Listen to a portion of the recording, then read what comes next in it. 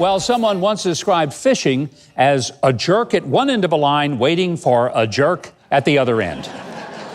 Well, down in Orange County, Florida, a fellow was excited about going out on his fishing boat, but he never got to put his line in the water. Why? Because he pulled his trailer into a 7-Eleven to gas it all up, but instead of putting the nozzle into the boat's gas tank, he mistakenly stuck it into the hole where your fishing pole rests. Now, to be fair, I heard that the fishing pole hole identifies as a gas tank spout. The fisherman didn't realize his mistake until after he had pumped 30 gallons of gas directly into the cockpit of his boat. How would you like to go fishing with that genius, huh?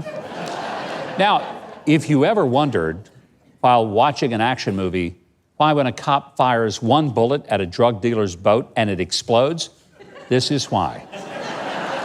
Fishing pole holders masquerading as gas tank filler holes. By the way, a hazmat crew had to come clean up all the gas out of the boat. Now, I don't know about you, but I like to eat the fish I catch. The late comedian Mitch Hedberg made an insightful observation about TV fishing shows being a little different. He said, they always throw the fish back. They don't want to eat them. They just want to make them late for something. I said, they just want to make them late for something. Okay. All right, let's go to more from the Sunshine State of Florida. You remember the disco song, It's Raining Men? Well, last week it was raining cold-blooded reptiles. And no, ladies, that's not the same thing, no matter what you think of your boyfriend or your husband. Florida had a record cold snap, so forecasters warned Floridians to watch out for falling iguanas. Those big lizards are an invasive species from Central America, and they like to hang out in trees. But when temperatures get down into the 30s, they go into suspended animation, and they start plummeting to the ground like creepy green hailstones. Hey, Shonda, did you know that about iguanas? No, I'd rather it would rain men. I'll make sure to wear a coat next time, but I do. Well, iguana visit Florida. I bet you do. And the National Weather Service, by the way, warned people, do not touch the comatose iguanas. I really don't think that's a problem. But not to worry, as soon as it warms up, the iguanas come back to life, and they're just fine. Now, in a related story, a group of these lizards that used recreational drugs apparently did not freeze because they were so chilled out already. They have been dubbed mariguanas. Mariguanas. Oh, yeah, that's horrible. I just sat there and... This is so bad. Well, police in Arizona said they pulled over a driver caught using the carpool lanes who had a skeleton as his only passenger. The Arizona Department of Public Safety tweeted a photo showing the skeleton, who was wearing a hat and covered in tattered bandages, sitting in the passenger seat of the 62-year-old driver's car. Here's what that passage said from the police department. It says, think you can use the HOV lane with Skeletor riding shotgun? You're dead wrong.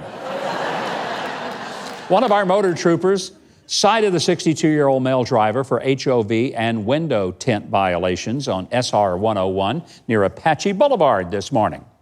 Well, the driver may have gotten upset being caught, but I'm sure nothing could get under the skin of that passenger. So stupid. Probably lives in Arizona because the cold goes right through him, right? Listen, that sounds like a lot of marriages I know. They could have been dead for a long time. You didn't know it. Could be. Did you know that if a skeleton, you know why a skeleton doesn't eat very much? I don't know. Why? Well, because they don't have the stomach for it. And you're the best-selling female comic of all time. I didn't write this stuff, y'all. Well, I'll tell you this. When they do it, I bet they say something fancy like bon appetit. Oh, Lord. After all that, by the way, the driver was cited for an HOV and window tinting violation, but at least he wasn't using a cell phone, which may have been a worse ticket.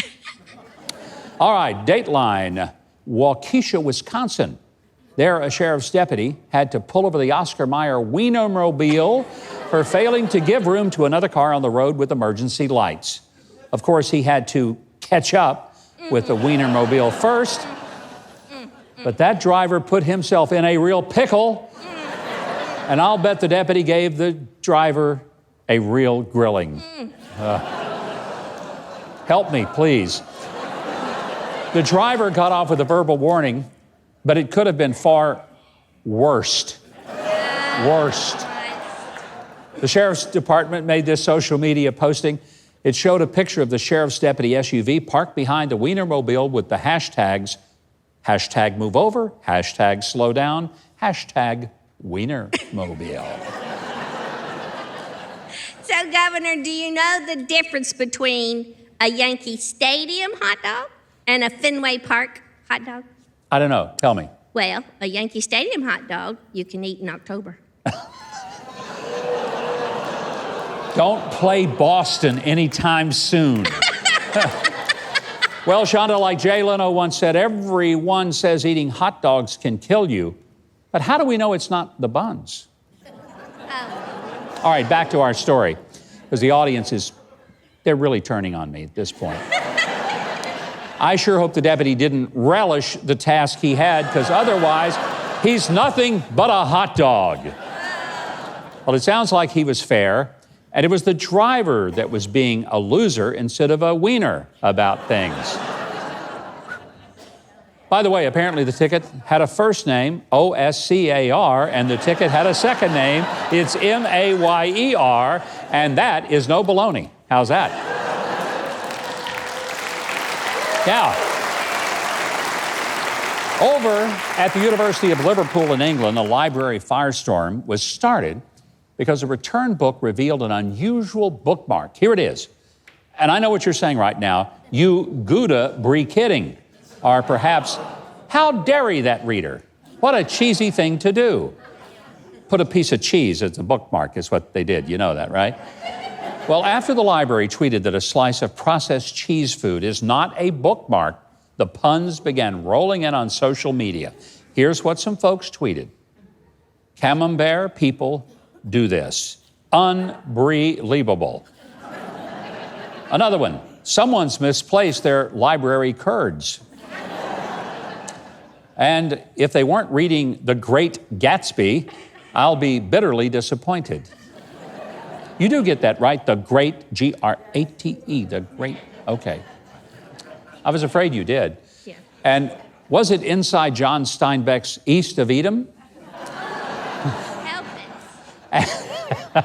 And the other social media responses was more things that people had decided to use as bookmarks, things like a slice of uncooked bacon, a circular saw blade, Chex Mix, that seems weird, and an entire soft shell taco. Well, friends, let me encourage you to return your library books without stain and stench. And please, because if you don't, I may have to use one of the ducks I recently hunted as a bookmark in a library book. And that may be one you want to read in the future.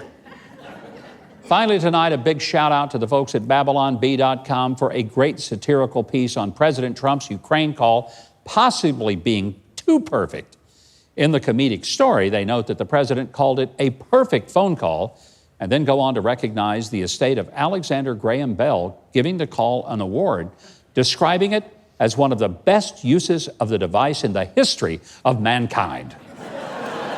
And by the way, according to the article, Adam Schiff allegedly stated, "We believe President Trump may have used phone call enhancing drugs," claiming that it was chemical assistance that gave the president the ability for that perfect phone call. Well, before CNN begins attacking BabylonBee.com for fake news, we salute you for being a very funny piece of satire. I'm sure the Senate impeachment trial will yield many more humorous moments for you. Better to laugh than cry.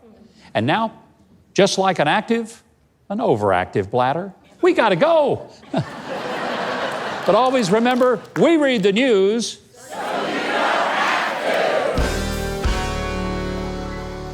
Now, if you're seeing this, I know you've enjoyed that video. I mean, how could you not, after all? So, you know what you should do? Leave a like, click on the subscribe button below, and hit the notification bell next to it so you'll always know when I have another video up for you to enjoy.